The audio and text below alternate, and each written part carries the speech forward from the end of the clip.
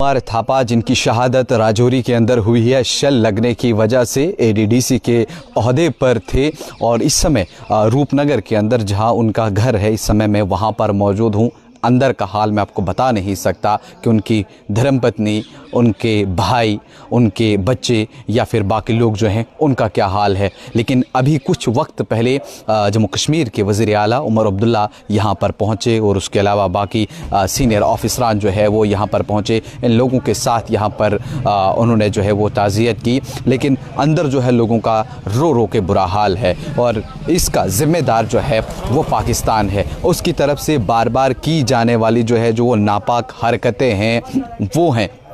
आपको याद होगा 22 अप्रैल 2025 को जब पहलगाम वादी के अंदर हमला किया गया, 26 मासूम लोगों की जानें ली गई और उसके बाद पाकिस्तान जो है वो इस चीज़ को डिफेंड करने में लगा, अपने उन दहशतगर्दों के को बचाने में लगा कि हमसे गलती ये नहीं हुई है, हमने ऐसा नहीं किया है। लेकिन जब इसकी जवाबी कार्रवाई 6 मई के रात को भारत की जानिब से की गई और वहाँ पर उन दहशतगर्दों के नाम ठिकानों को तबाह कर दिया और यही वजह रही कि वो बौखलाए और इस समय वो यहाँ के निहत्ते शहरियों को जो है वो टारगेट कर रहे हैं। राजौरी के शहर में देर रात को जो है वो हुई और उसके बाद आप देखेंगे पंजाब के फ़िरोज़पुर है या फिर और कई मकामात पर जो है वो शेलिंग हुई।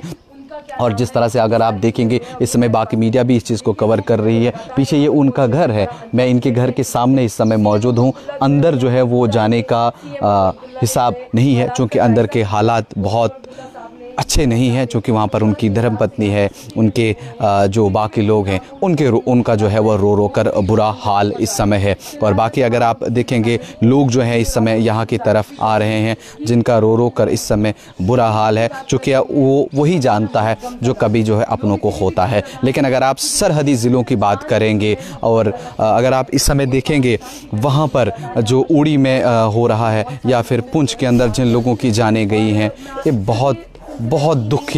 बहुत दुख वाली बात है। इसको किसी अल्फाज में जो है वो बयान नहीं किया जा सकता है जिन लोगों की जानें जो है वो गई है। लेकिन ये सिलसिला कब ख़त्म होगा? जिस तरह से अमेरिका की जानिब से भी या फिर आप यूँ कहिए कि कहा गया कि ये इंडिया और पाकिस्तान जो है वो अपनी इस कशीदगी को ख़त्म करे, यहाँ पर जो है वो अपना ये दोनों सरहदों के ऊपर जो तनाव बना हुआ है उसको ख़त्म करे। लेकिन एक बार अगर आप ये तस्वीर देखेंगे ये उन्हीं के घर की है, यहाँ पर मैं इस समय मौजूद हूँ। लेकिन आगे क्या कुछ अपडेट्स रहेंगी वो भी मैं आप तक पहुँचाऊँगा। लेकिन फ़िलहाल जिस तरह से आज ख़बर आई और ये बड़ी दिल दहलाने वाली है और इसके साथ उनके कुछ और भी साथी थे, उनकी भी जो है इसमें शहादत हुई है।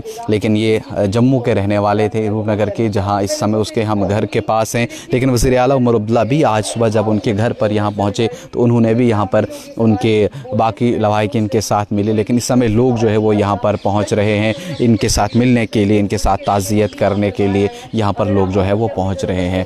अब आप लोग जो है ज़रूर इनके घर वालों के लिए जो है वो सब्र की दुआ कर सकते हैं कि इनको सब्र मिले। लेकिन जो राजकुमार थापा जी थे बड़े ही ऑनेस्ट और एक डेडिकेटेड ऑफिसर थे जो कल की डेट में हम सब लोगों को, आप सब लोगों को बचाने के लिए तरकीब बता रहे थे। ये बता रहे थे कि किस तरह से शेलिंग में बचा जाए, किस तरह से इन बाकी चीज़ों को जो है कंट्रोल किया जाए। लोगों के लिए वो बैठे थे और मीटिंग्स कल की डेट में ले रहे थे। लेकिन देर रात जिस तरह से पाकिस्तान की जानिब से शेलिंग की गई और उसके बाद अब वो इस दुनिया में नहीं है, वो अपना दम तोड़ बैठे। आगे क्या कुछ अपडेट रहेंगी वो भी हम आप तक पहुँचाएँगे। तब तक के लिए देखते रहिए न्यूज़ इनसाइडर 24/7।